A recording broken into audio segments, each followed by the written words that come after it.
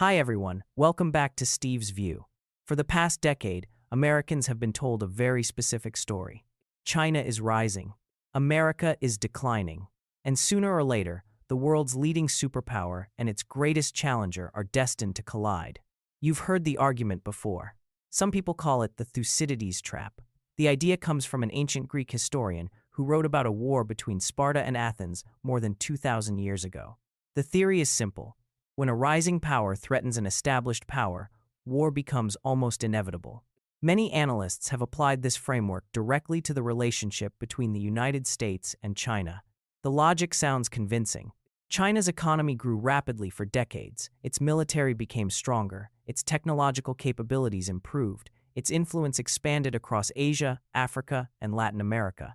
Meanwhile, Americans watched factories disappear, supply chains move overseas, and political divisions deepen at home. The conclusion seemed obvious. China was rising, America was falling, and history was repeating itself. But what if that story was always too simple? What if the biggest mistake in discussions about China isn't underestimating China, but misunderstanding the nature of great power competition itself? Let's start with the concept of the Thucydides Trap.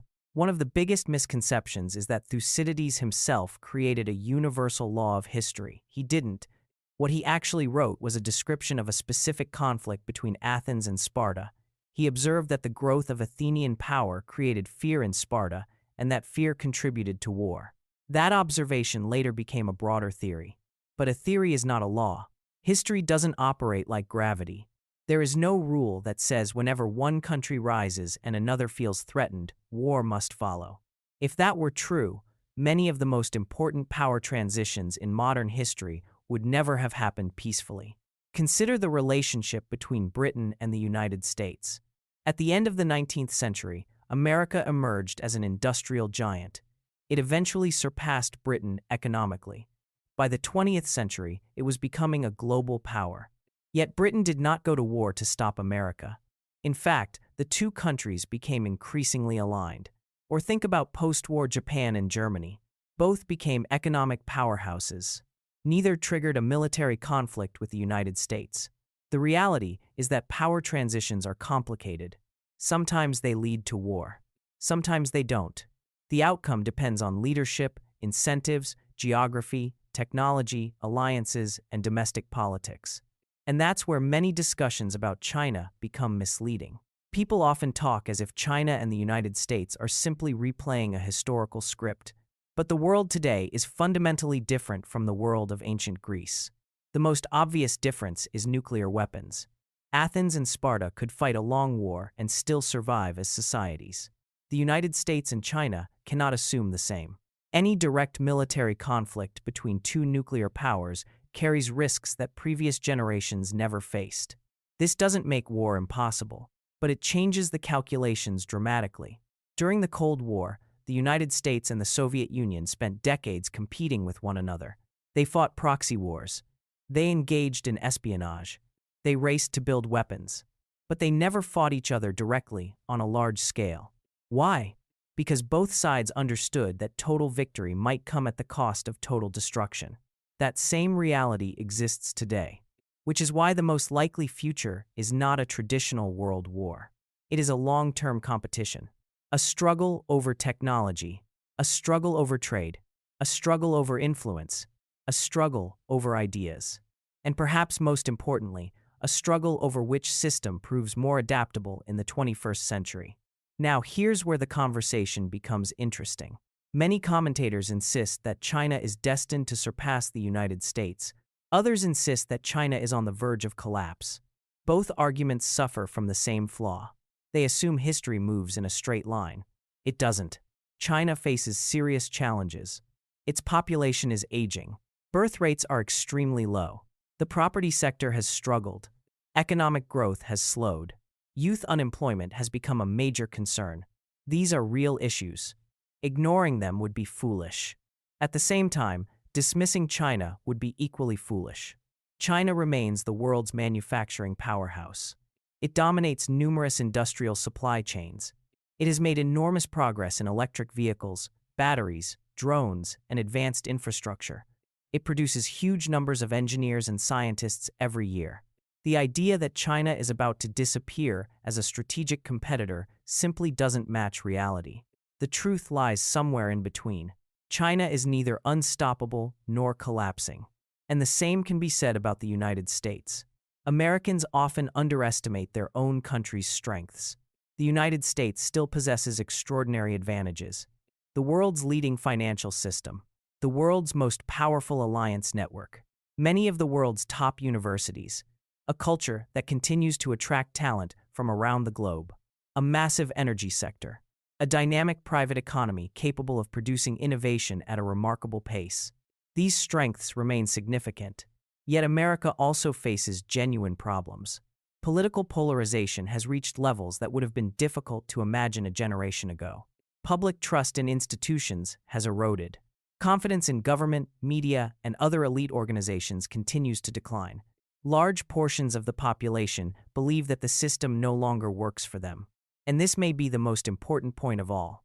Throughout history, great powers rarely fail because an external rival suddenly becomes stronger overnight.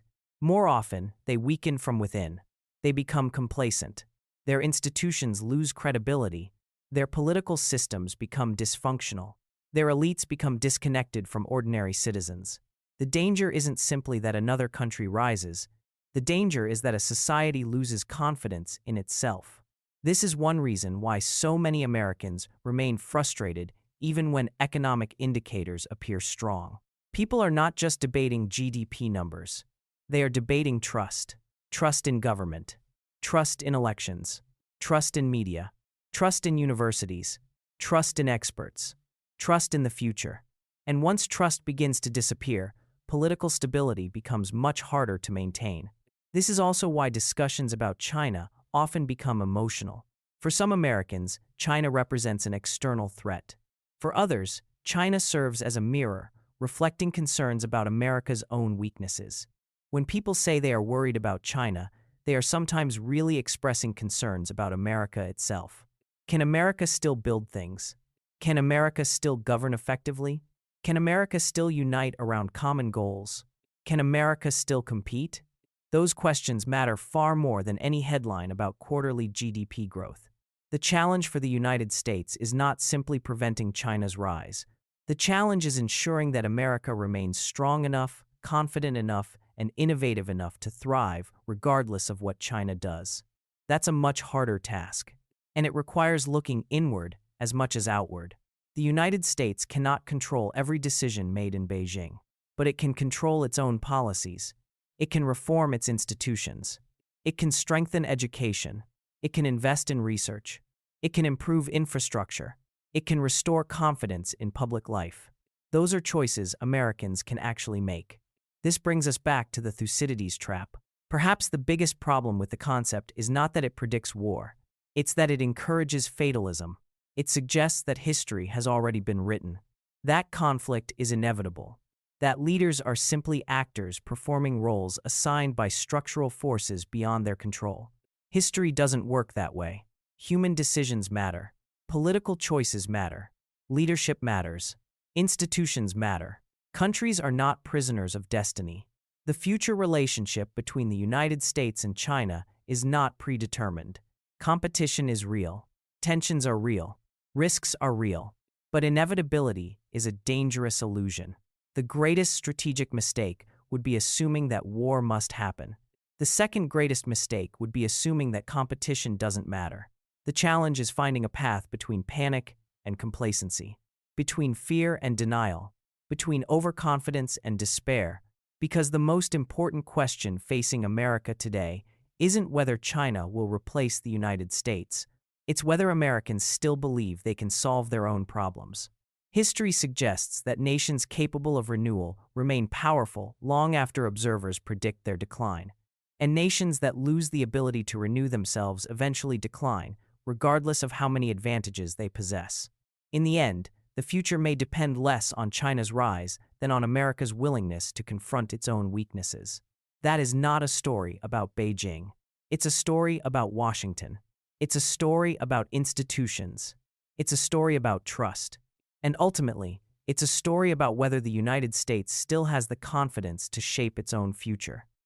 Thanks for watching.